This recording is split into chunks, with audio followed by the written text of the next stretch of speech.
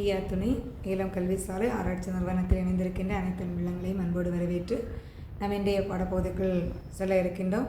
இன்றைய பாடப்பகுதி நாம் விருத்த பகுதியை தொடர்ச்சியை பார்க்க இருக்கின்றோம். ஐயா வைகுண்ட அவதாரம் நிகழ்ந்து வந்த பிற்பாடு நான் தந்தையாகிய நாராயணமூர்த்தியிடம் பெற்று வந்த உபதேசத்தின்படி 6 ஆண்டு கால தவத்தை நிறைவேற்ற வேண்டும்.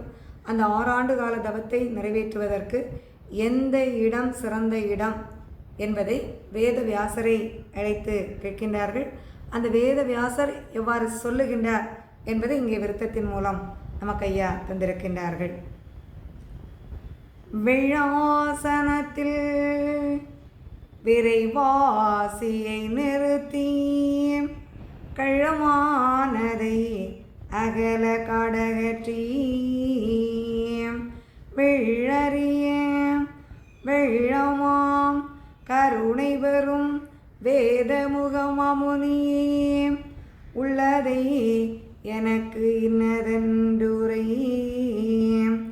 பூரணத்தை நாடி புகழ்ந்து முனி கொண்டாடி வாரணத்தின் கோடு வரை தேர்ந்து காரணத்தை கட்டுரைத்து நாடு வளம் இட்டு வரை பேனென்று முனிய தொட்டு பாதம் குதித்து சொல்லுவான். வேதவியாசரை அழைத்து தவம் இருப்பதற்கு ஏற்ற இடம் எது என்று வைகுண்டர் கேட்க அந்த வேதவியாசர் சொல்லுகின்றார். இங்கே தன்னுடைய சுவாச சுழி முனையில் நினைவை நிறுத்தி கொண்டு அந்த பரம்பொருளை தன்னுடைய உள்ளத்திலே நாடி நின்று அந்த கள்ள கபடங்களையெல்லாம் அகற்றி, அதாவது உலக எண்ணங்களையெல்லாம் அகற்றி ஒரே சிந்தனையோடு இறைவனை தியானித்து பரம்பொருள் கேட்கின்ற அதற்கு பதில் சொல்ல வேண்டும், அதற்கு அருள் தர வேண்டும் என்று ஒரே நினைவோடு நின்று அந்த மாமுனியானவர் அங்கே கேட்கின்றார்.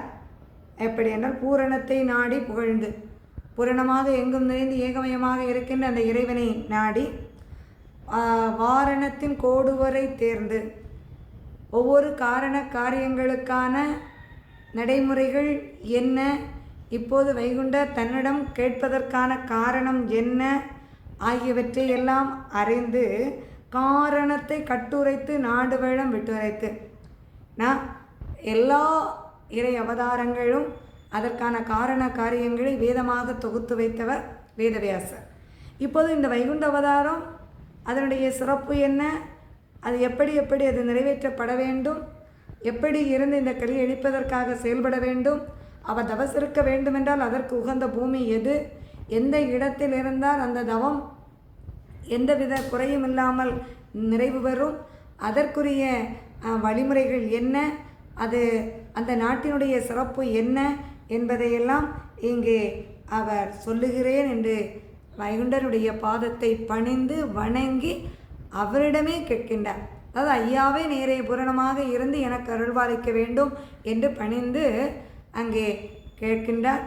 அடுத்ததாக எப்படி சொல்லுகின்றார், அந்த பூமியினுடைய சிறப்பு மற்றும் வைகுண்ட அவதாரத்தினுடைய சிறப்பை எப்படி சொல்லுகின்றார் என்பதை நாம் அடுத்த விருத்தத்தில் பார்ப்போம்.